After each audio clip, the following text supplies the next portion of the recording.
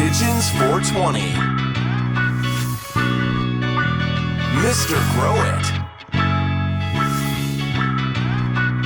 And Rob from Cannabis Lifestyle TV. From the Stash Podcast. This show is brought to you by Dutch Pro USA. Nutrients made for growers by growers. From the base nutrients to the Explode Booster. Dutch Pro USA is bringing you the essentials that all growers need without the extra bottles. Visit Dutch Pro USA or find their products on Amazon.com. Spider Farmer LED. One of the leaders in affordable quality LED lighting for growers. From the SF Quantum Board series to the SE Bar style LEDs. Spider Farmer has you covered without breaking the bank. Find Spider Farmer LEDs on Amazon.com. And AC Infinity. Innovators in the air game, providing state-of-the-art inline fans, tents, and more to the home grower. Visit ACinfinity.com or Amazon to pick up some of their products. And you could save money with any of these brands by checking out the discount codes below in the description. Have you done too much, where you put in too much, or you tried too much, or you thought you were going to be able to do something that you couldn't necessarily finish off? All the time. Yeah, it defines my gardening career. Daily. Biting off more than you can chew. I think it's like, is it safe to say we can't, when you start doing your homework, you're really excited to start your garden, you've got your genetics, you've got the pots, it's like you just want to go. You want to hit the ground running. You pretty much just want to plant those seeds in the pot, wake up and see a plethora of weed growing. But the reality is often we bite off more than we can chew. We kind of test the waters with both feet and get real wet. And that can come in a multitude of different ways. Whether it's, planting too many seeds, whether it's starting with a space that's way too big. It's a great conversation of topic, or great topic of conversation. Both a conversation of the topic. I think with me in the past, it usually comes down to assuming that I'm going to be able to handle something without a time coming, something in time messing with me, or some sort of variable being thrown at me in the future. A very good example of this would be when I first started doing this auto run and doing a pheno hunt at the same time, and decided to go to MJ BizCon. Wasn't necessarily the most logical thought process there, so to speak. So basically, I left and I came back, and those clones that I decided to make were dead. So then the pheno hunt that I did was just for fun. So I never got to keep those phenos, like the Vader OG, the Jawa Kush, the fucking Cod Town. Lost them all. And it was totally my fault, because I thought, well, I'll be fine. I could pop, 3 packs of 5 and 15 over here. And then I've got my 6 autos, and then I've got my 5 photos that I'm doing here. There's a decent amount of plants, but so many variables. It's hard to leave and think that you're going to hand it off to somebody else to maintain, who doesn't necessarily have the same experience in that space as you. And I knew I should have done less. It should have been so much of a just maybe 1 or 2 pheno hunt run, or don't even do your pheno hunt right now. Just do the autos. That way it's just feeding plants instead of like identifying stuff or making sure we got a male or a female or checking the clones. Like, way too many variables to throw in there. So. But what kind of story would that have been if you did not do all that? Yeah, we wouldn't have an epi about biting off more than you could chew if you did a little homework and prepped a little better. So no, you did a great job fucking everything up. Great job. I'm proud of you. Chris, what that kind of goes along with what I was going to talk about, which was breeding. I've been working on this Chill Out OG cultivar for many years now, but have I really been working on them? I've been planting them and growing them out, but doing legitimate breeding and stabilizing. When I first got into it, having an idea in mind on what I wanted to do, but you froze. Not actually having the knowledge. Yeah, I thought I did freeze. He's like, what is Rob doing? We literally just talked about his internet before we but not having I know, internet boofiness. But anyways, breeding could be one of those things where, if you're hopping into it without the proper knowledge, which I kind of feel like I did. Since then, since I made that cross, I've talked with a handful of breeders, legitimate breeders who have a wealth of knowledge, and kind of set me back on the right track. I've done an F1, I've got an F2. Now I need to continue to stabilize this before I release. And a lot of people are like, oh, well, why didn't you release it yet? What are we waiting for? Stabilization, and finding that correct pheno that I like, being able to, either cross that or stabilize it down the next level or whatever route you want to go. There's multiple routes you can kind of go with the breeding side of things, but I didn't really have the knowledge. So that's kind of like, biting off too much, more than I can chew at the moment. Now, luckily I'm able to kind of get back into it and figure things out and continue on. But I think that's a good example of, hopping into something without having the knowledge, So you're trying to do things ethically as a breeder? What the fuck, bro? Right. What the fuck are you doing? We got one guy that that wants wants to things up for everybody. prepare before he goes. We got another one that wants to do things ethically, and then there's this guy wearing glasses. The Blue light glasses. blue light. Yeah. Right.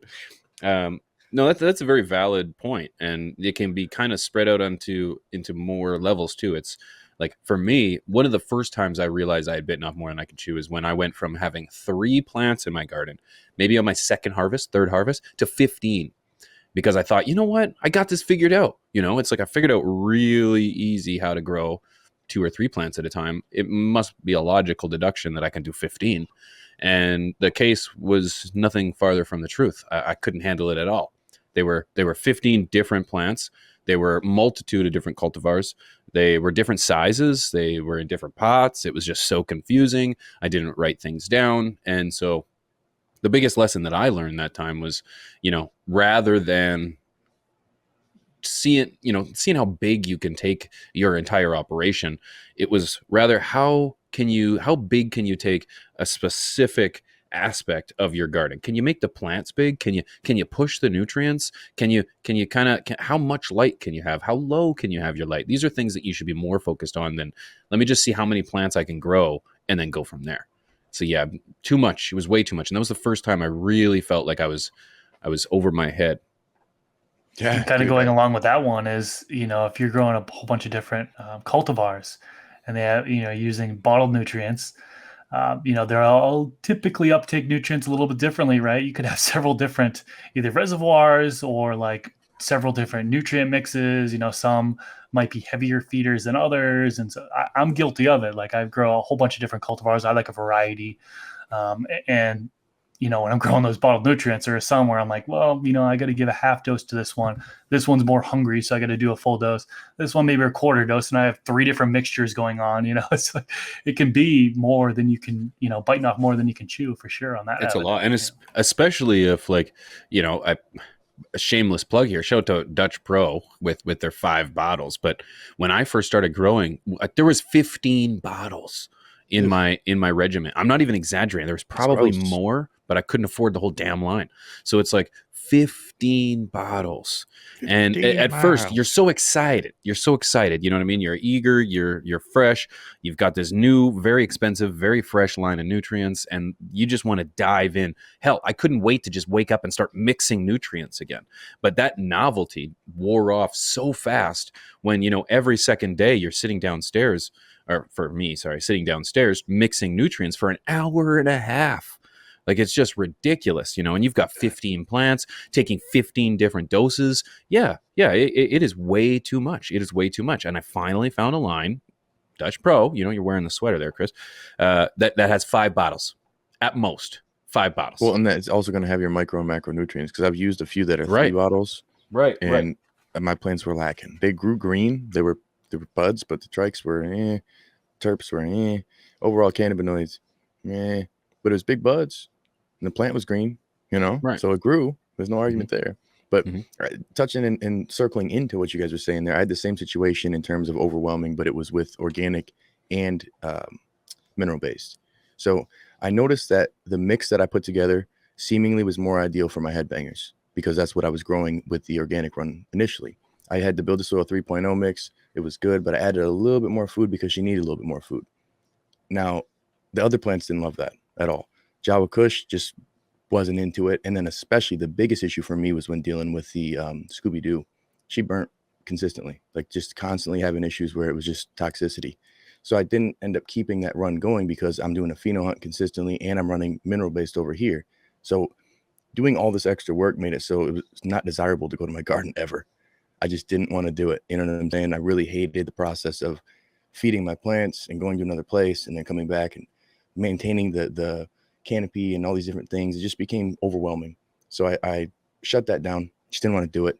And I realized that a lot of the time what we think we can do is with no other variables that come into play. We map out 6 months with, if everything's exactly like it is today, I could do this for, no problem. It's like, well, everything's different tomorrow, man. Things could change. There's so many variables. I got half my family's got the young Ronus. So it's like fed my kids every fucking day for 8 days. So it's been a little difficult to get a lot of things done in the sense of mixing up your feeding process and having 2 different grows and all sorts of different cultivars.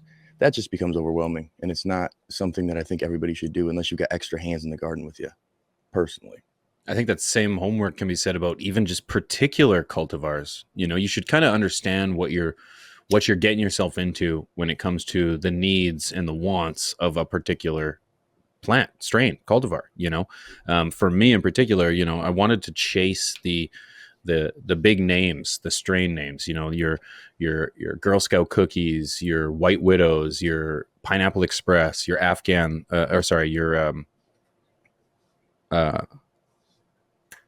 shit. It's on the tip of my Afghan. Never heard of that strain. Never heard that one, eh? It's out there with baby shit. Yeah.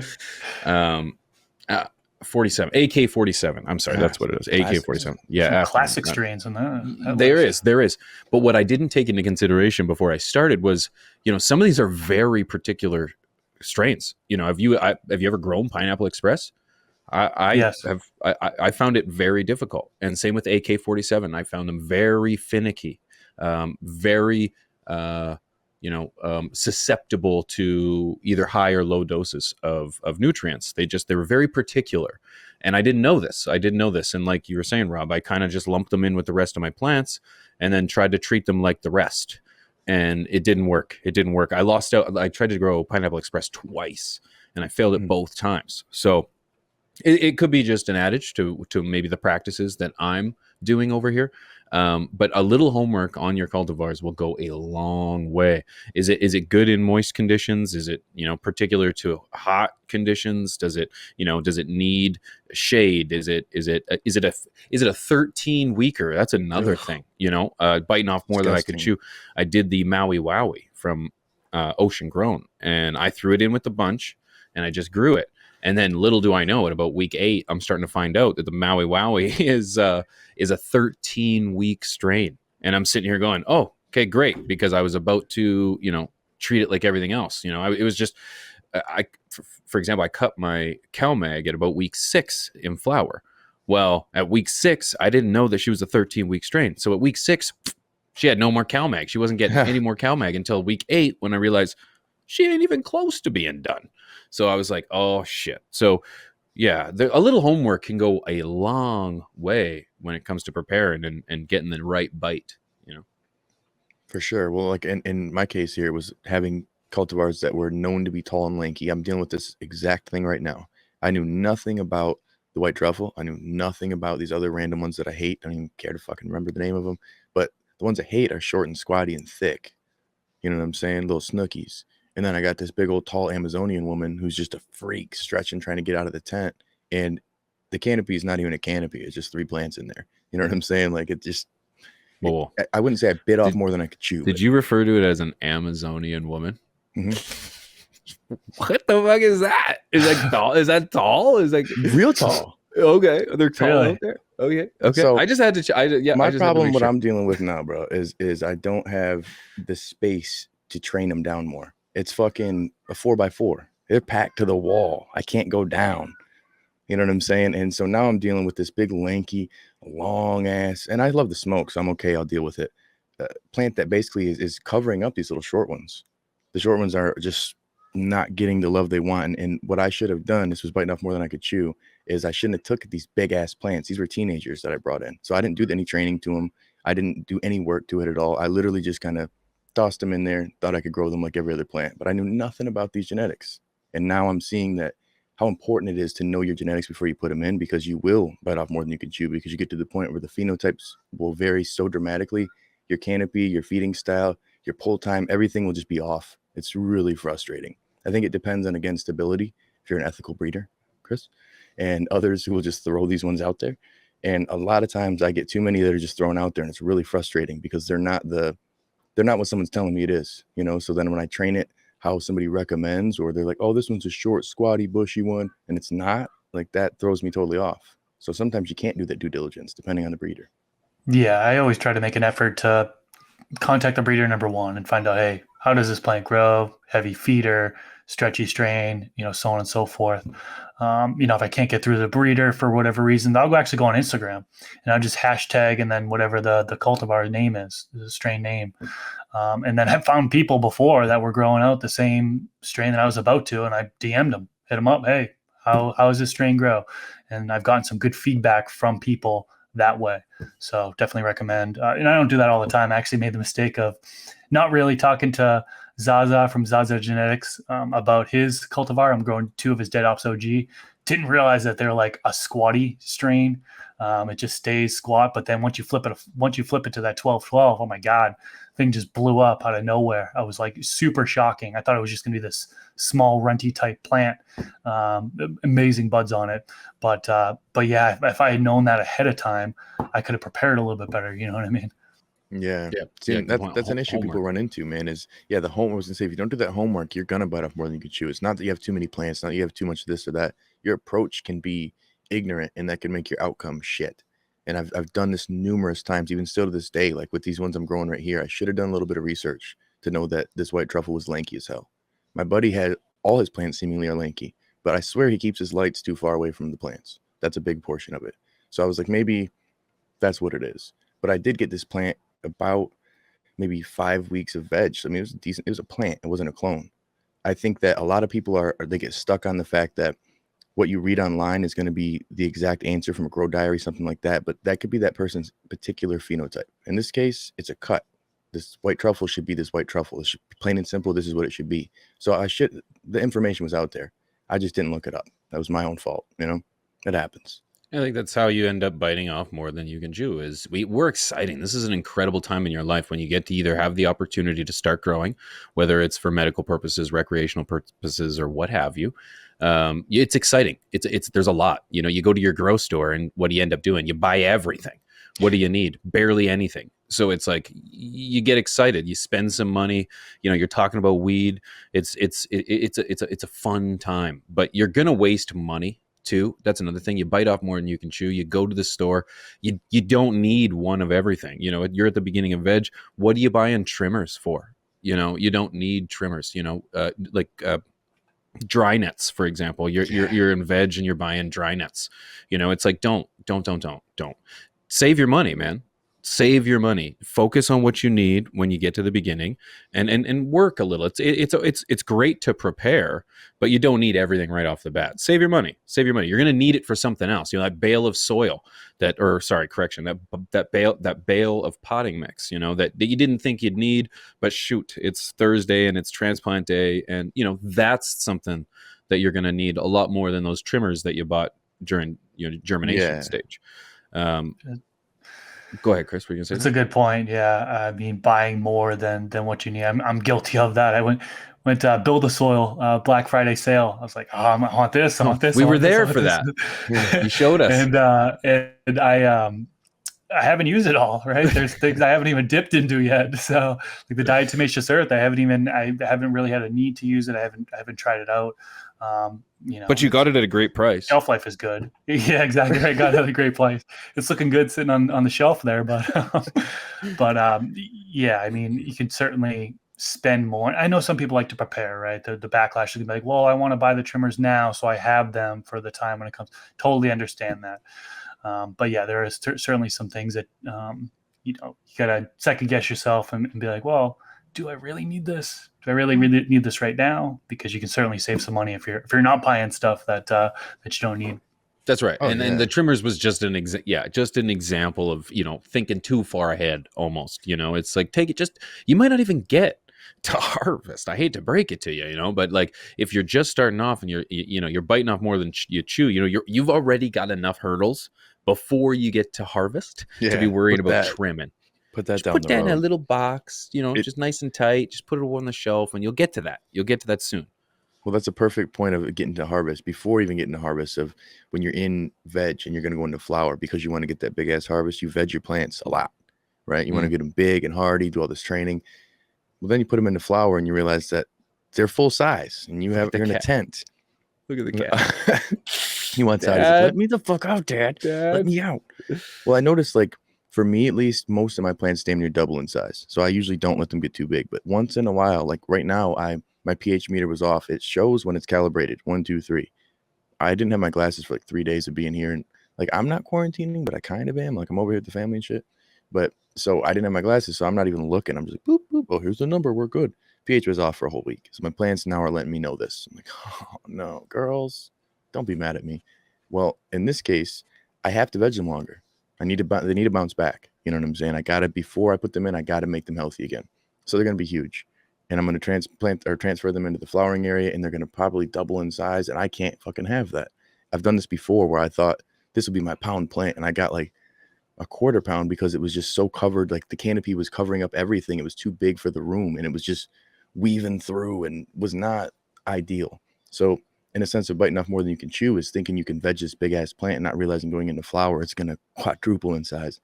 Lay them on the side as much as you want. But if you're in a 4x4 with 5 plants, Goblin, good luck, Playboy. Let's go one step past that. Let's say you do successfully make it through the flowering stage. You got to harvest that son of a bitch. You know, it's like, that ain't easy. Yes. That ain't easy. Those You gotta have some massive plants, your wife's tapping out so fast. Like you're doing this all by yourself.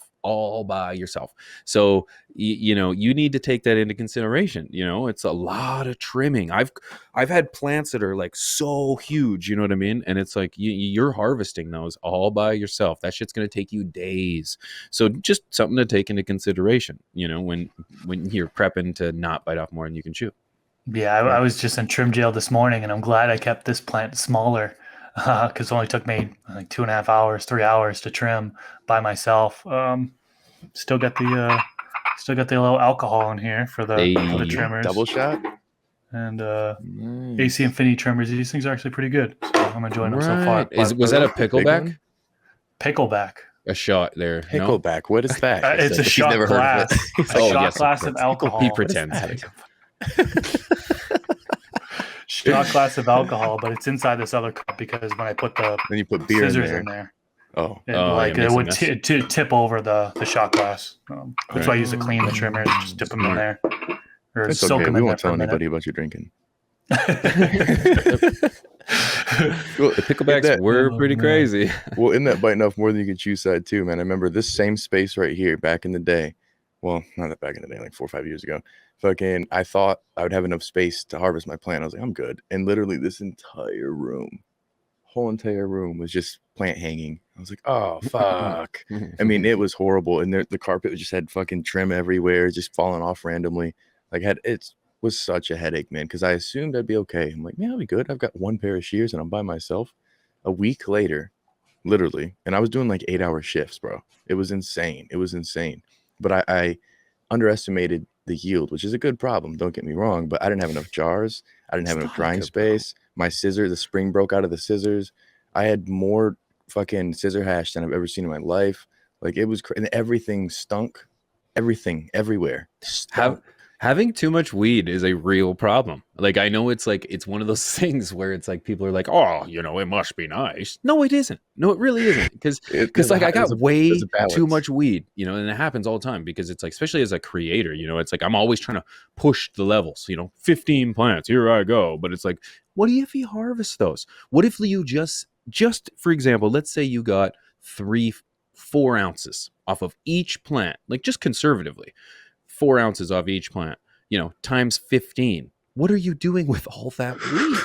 You know, like, yeah, you could squish it, but you know how long you're squishing weed for? Yeah, you can blast it, but you know how long you're blasting weed for? Like, it's just like you are those stuck. Of you with kids. When do you have time? And neighbors and a life, and like your neighbors are going to smell the weed that you're harvesting. You know what I'm saying? Because they will. And, you know, it's like a fresh pie. Next thing you know, there's a knock on the door. It's like, hey, neighbor. Everybody's coming to hang out. Yeah, it's like, get out of here. You know, it's like, these are things to, you know, real things to think about. You know, it's like, sure, it's a great problem to have, but it's not. It's not a great problem to have. And then not to mention it goes bad. Like I threw out about a pound of, I'm not even joking. It's slightly sad. I threw out about a pound of weed because it went bad. It went bad. I just felt like it was exposed to the sunlight. Everything was, the terpenes were degraded. It was just really dry and nasty. And I threw it out. Could have thrown it in the compost, but I didn't. And I threw it out. So it's like biting off more than you can chew. You're really, a little bit of homework goes a long way. Yeah. It kind And that's of the thing actually, too. sorry, go ahead. I was gonna say that's the thing too, is if you don't realize that if it's not shit you don't like, you know what I'm saying? That's where I'm in the boat of that. I got like a half bowl of shit I just don't like at all. Like I don't want to smoke it at all. Like I don't like it. So you run into those situations where you do that pheno hunt, you pop a bunch of seeds, you get a bunch of clones, whatever you're gonna do, you end up running into a situation where you don't have the output that you want, and does become a problem. It's like I got all this fucking bud that's not that great. I didn't plan on this. Now I have no room for the good bud I'm getting ready to harvest. You know what I'm saying? I don't have any of my like. It sucks. It sucks. Yeah, that's the shit you give away, and I do give most of it away, but it doesn't necessarily represent me. I'm like, That's this it, is our friends, bro. 100%. I ain't Like, giving that shit to nobody. I'm No, embarrassed by it. I don't like it. No. It's like I'd rather give it to the goats and let the goats eat it. But even then, I feel for the goats. Sorry, I'm an ethical guy, Christopher. Anyways, no, it kind of go back just a half a bit there. You know, it's like when it comes to, you can go right back to the beginning, and you can kind of mediate these issues by controlling the size of your garden from the start. You know, understand what kind of space you're working with, understand your schedule, understand, you know, yourself and those that you live with and care for. Like, it's the more that you understand your environments, you know, you're going to have a way better chance at not biting off more than you can chew, whether it's the size of your garden. Because I started in a room. Well, I didn't start in a room, but I went to a room, and the room was always too big. It was always too big. So I bit off more, trying to hydrate it, trying to heat it, trying to cool it, trying to light it, trying to wrap it, trying like to even fill everything. it up. Fill it. You know, that was it. You know, I had 7, 8, 9 plants in there, and it still wasn't full. You know, so I wasted so much space for so many years too. I had a beautiful garden. Sure, it was, or a beautiful space to grow weed in, but it was always lacking something, and it was simply because it was more than I could chew. It was too big. What'd you do with that space? I'm actually I'm sitting in some of it right now. No shit. I'm in my veg room right now. Essentially, where the veg room was. Out.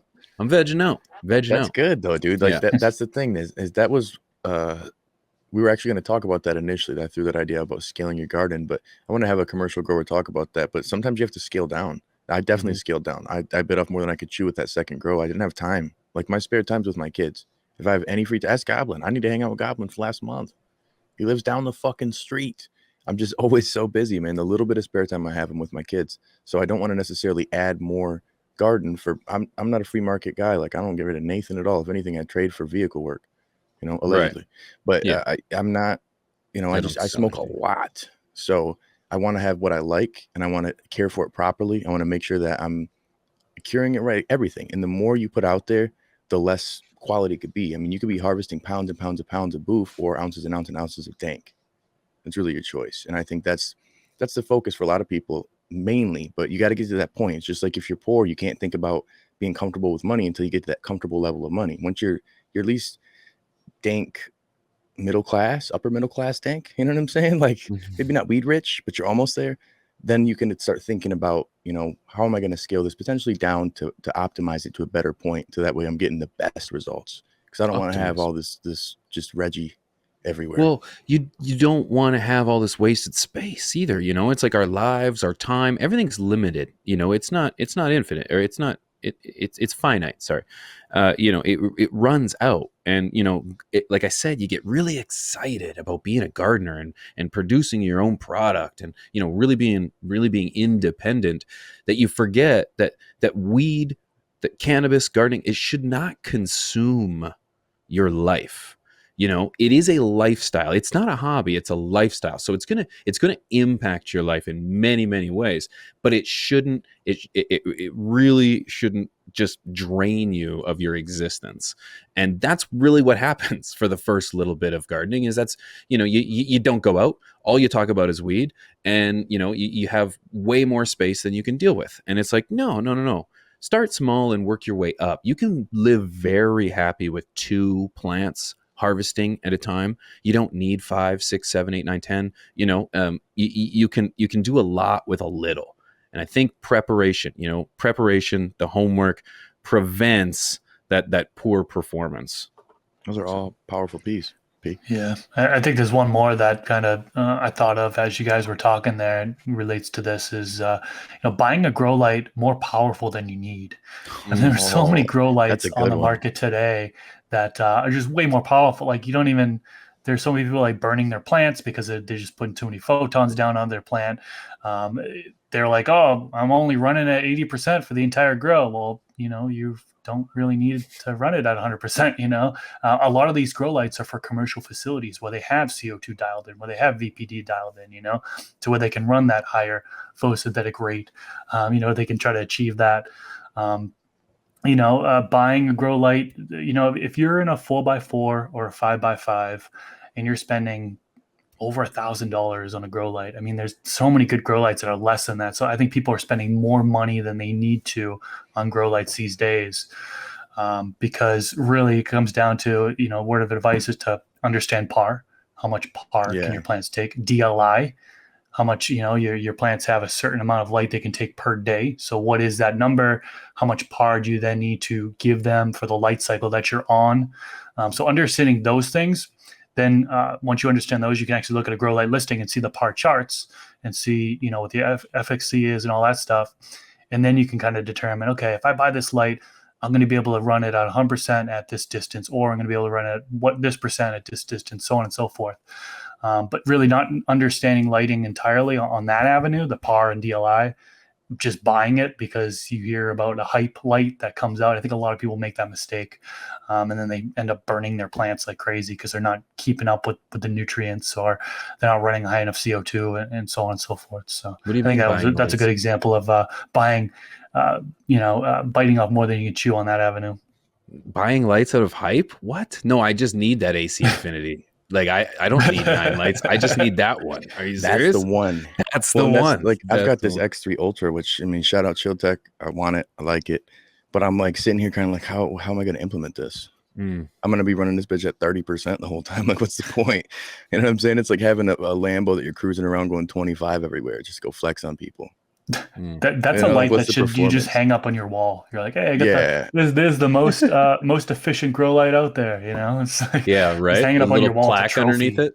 Yeah. I'm just gonna have that be my extra lighting here. Instead of using this, I'll have the Chill Tech dimmer and shit. You know what I'm saying? It'll brighten me up real good. $4,000 light or something. I didn't bite off more than I can chew. I wanted that as a wall hanging. Yeah, that's why this is a conversation piece. Exactly. That's all this here.